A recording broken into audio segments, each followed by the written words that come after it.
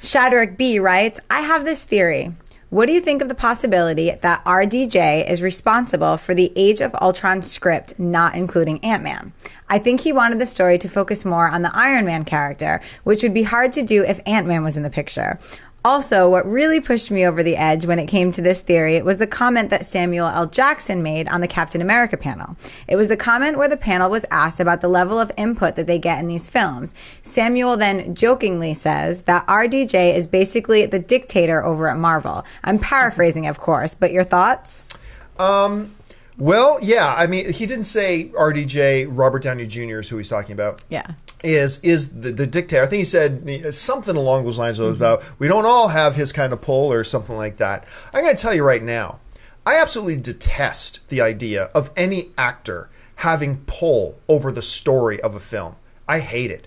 You're an actor. Do your job, which is to do what you're told, and you get paid lots and lots of money to do it. And if you're good at it, you get lots and lots of fame and the adulation of geek fanboys like myself. So, no, actors should not have any kind of pull unless they're the producer on it as well or whatever. But that being said, I don't think so.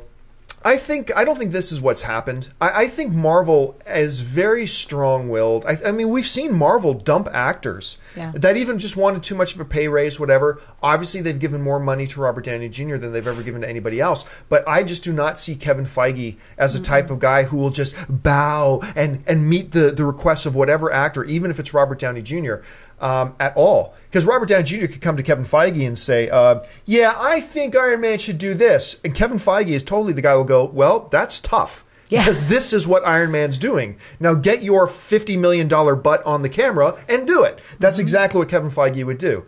And I respect them a lot for that. And I don't think Robert Downey Jr. is the type of guy who would make those types of demands. Look, it's one thing for an actor to make demands of money. But listen, all of us in any job, we would like to get paid as much money as we can. So I don't really fault him for that per se.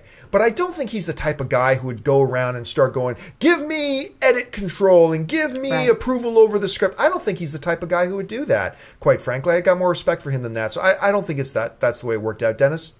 Yeah, I agree with you. I don't think Robert Downey Jr. is that type of guy. I mean, this is a guy who, a part of his hesitation of like coming back not only was just money, it was he didn't want to do those standalone Iron Man movies. He wanted to be part of the Avengers and hang out with everyone else. So I don't think he would be like, hey, well, just make me a bigger part now.